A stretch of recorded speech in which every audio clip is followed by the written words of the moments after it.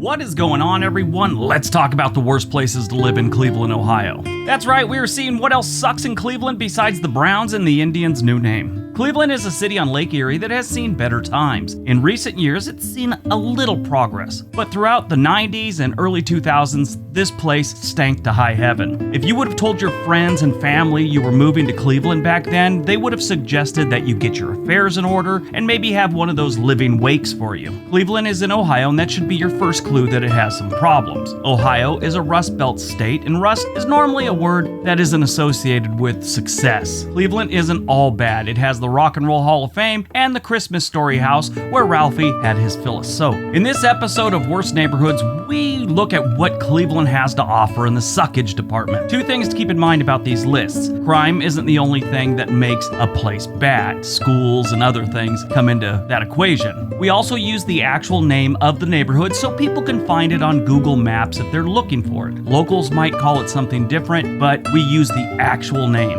All right, let's take a look. Number 10, South Broadway. South Broadway sounds like a really nice place you'd take your spouse out on a date, maybe see a show or something like that. That's not what goes on here. They have a couple things that really bring down a neighborhood: train tracks and an industrial area. They also have the Cuyahoga River on the neighborhood's border, but most of that land is taken up by the train yard and some really shady looking industrial areas that people probably don't do as much work there as they use the area to hide evidence. If you want to be the envy of all your friends, you could move here and get a house for under $100,000. You may not want to after I give you some of the stats, but this neighborhood has, most of their homes here, and there's probably like 30 for sale, are all under 100,000. Actually, I see two that are over 100,000 and it's like 150,000. So you could move here and buy a home that in a lot of cases are decent, and you just got to deal with some bad stats, like a really high crime rate. The cost of living in South Broadway is actually 17% lower than the national average, and housing is 74% lower than the national average. Their median home value is $47,000. I'm not even joking. I think it's one of the lowest I've ever seen. But here's where it gets bad. Their crime rate is 208% higher than the national average. The income per capita in this neighborhood is under $14,000 a year. That's 53% lower than the national average. Their quality of life score here is 59. Now, if you've never watched these videos before, anything over 80 is extremely good. 79 to, let's say, 69 is decent, and then 69 to 59 is getting pretty bad. When you get to like 58, you should move. Really, you should move. No matter what the cost, just move. And their schools get a big giant F too. Not a great place to live. Number 9, St. Clair Superior.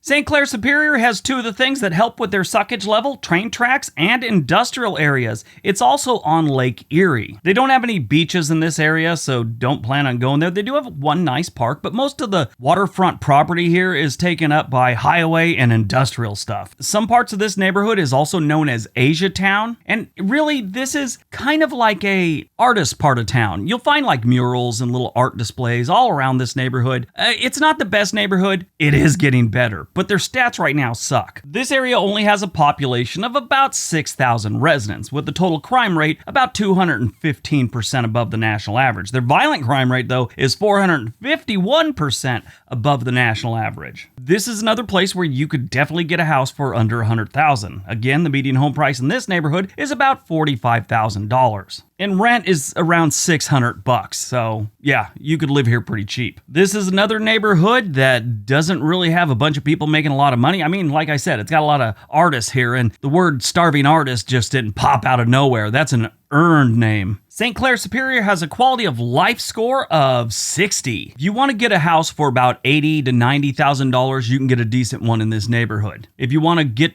$50,000 and below and have to do some extra work, yeah, that's what it's going to take. It's going to take some extra work. Probably have to take some boards off windows and mow the lawn, trim back the trees, do some painting, and maybe fix the plumbing. But you can have a house for about $50,000 in St. Clair Superior.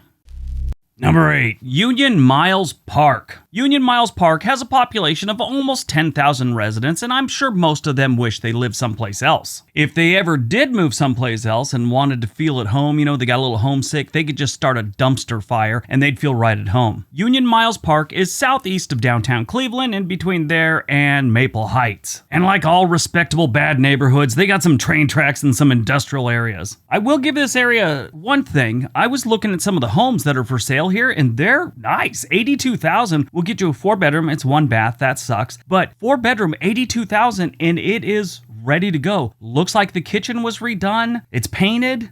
It doesn't look like it's in bad shape, and there's a handful of these like that. It's just the stats are what's dragging this neighborhood down. The total crime rate is 228% above the national average. The violent crime rate is 474% above the national average. The median home value is $43,000, and rent goes for about $550 a month. If you want to live on the cheap and you're really not too concerned with crime stats, this is a solid option. These houses look decent for the most part, but that 474% above the national average violent crime rate kind of scares a lot of people. Quality of life score here is, in Union Miles Park, is 58.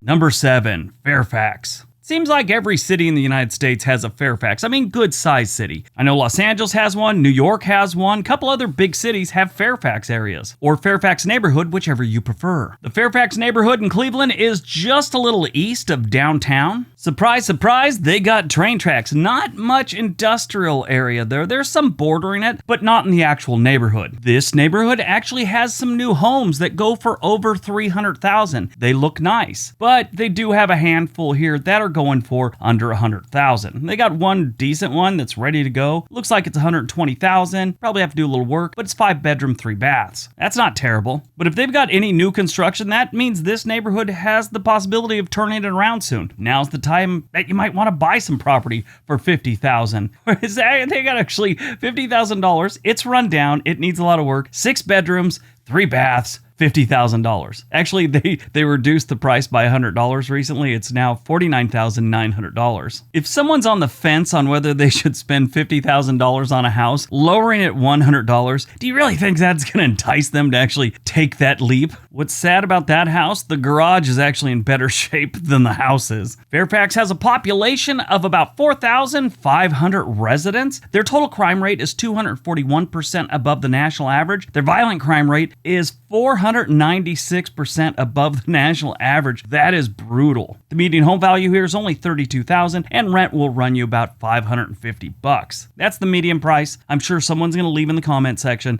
anytime I mention rent. Oh, it's like $900 or like $700. I actually had one guy say I was off, and he was trying to say that no, rent in this area is $20 more than I was saying. It's like, dude, stop. The quality of life score for Fairfax and Cleveland is 58.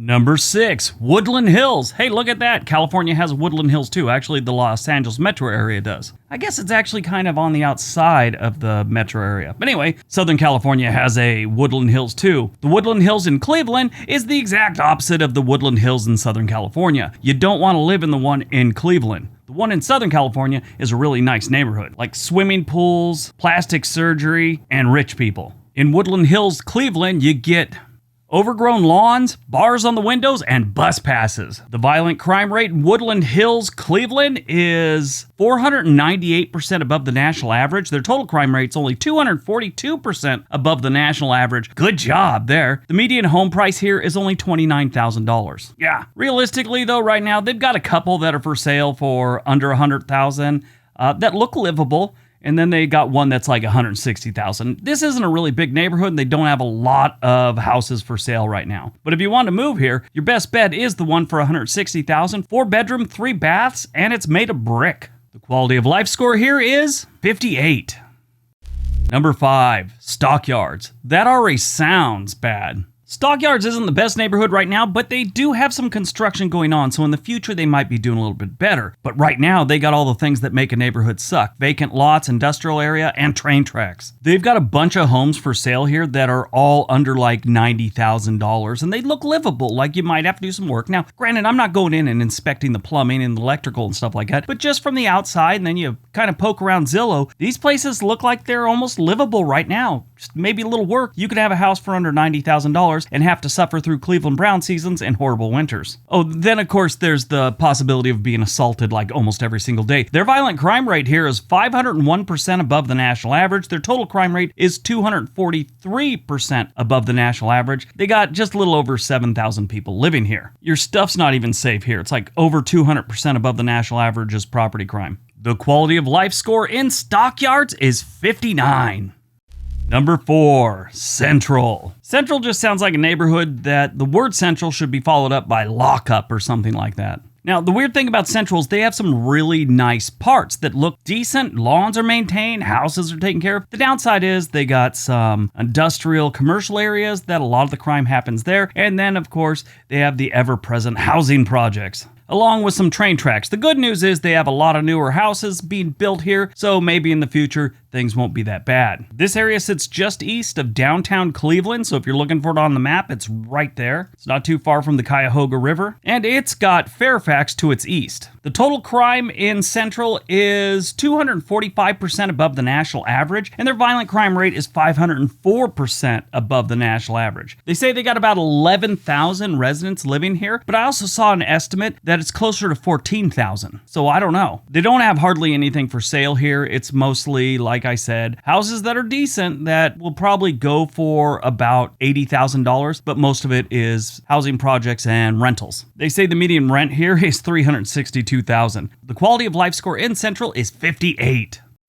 Number 3, Kinsman. You know how I keep saying that if you got train tracks on the bordering parts or near there? Well, Kinsman has it bad. Not only do they have train tracks bordering it in almost every single side, 3 of the 4 sides, and then they have 2 separate train track interchange, like different trains crossing over each other. This whole area is filled with tracks. They got some industrial areas and this place is a mess. In the middle, it almost looks like these people are captive. I talked to another YouTuber who's from Cleveland, Stephen B. Russell.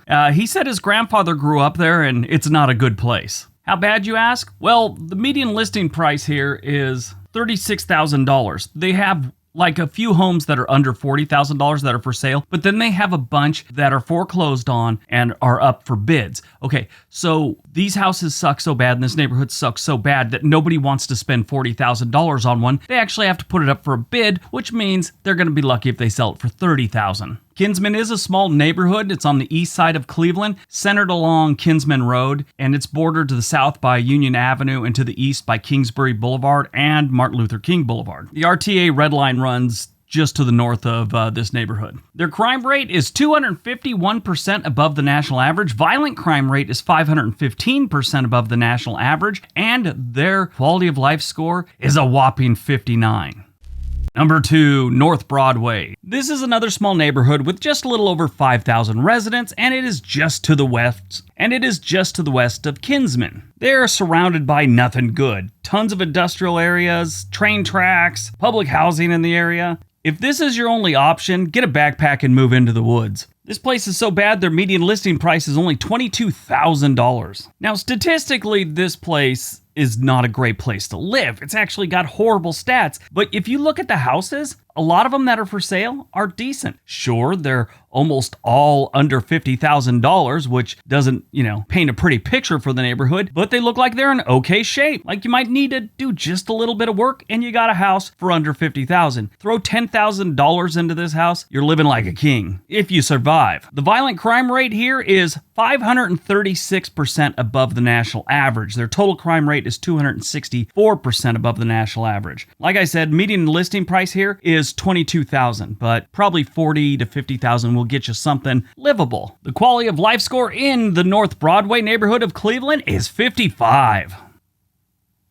All right, before we get to number 1, don't forget to give the video a big thumbs up. Let me know what you thought in the comment section, and if you haven't subscribed, please do so. All right, on to number 1. And Number 1, Industrial Valley. Industrial Valley? Who named this place? Just naming it Industrial Valley lowered your property value by 20%. Now, this one normally would have gotten skipped because it is about 90% just industrial. That's how it got the name, Industrial Valley. It's like train tracks, the river's right there, industrial place. But they have people living here. There is a handful of houses that are in this horrible neighborhood. There's less than 100 houses and a couple apartment buildings. That's it. The total crime rate here is 291% above the national average. Their violent crime rate is 584% above the national average. That is one of the worst I've ever seen. I mean, I know there's a place in Chicago, a small neighborhood, where it's like 640% above, but this is pretty scary. The median home price here, they say, is $10,000. Realistically, they have a few that are going for $40,000, $42,000. That's about it. And they look livable. You could actually live in these ones. Sure, your next door neighbor is a giant industrial park, and you could see which way the wind's blowing by the coal dust that's in the air. But hey, you're getting a house for $40,000. Make sure you get bulletproof windows and bars on the windows, please. The quality of life score here in Industrial Valley is 54. Good job, Industrial Valley, keeping it together. All right, that's today's video. Hope you guys enjoyed it. Hope you got some information out of it. Now go out, have a productive day, be nice to each other.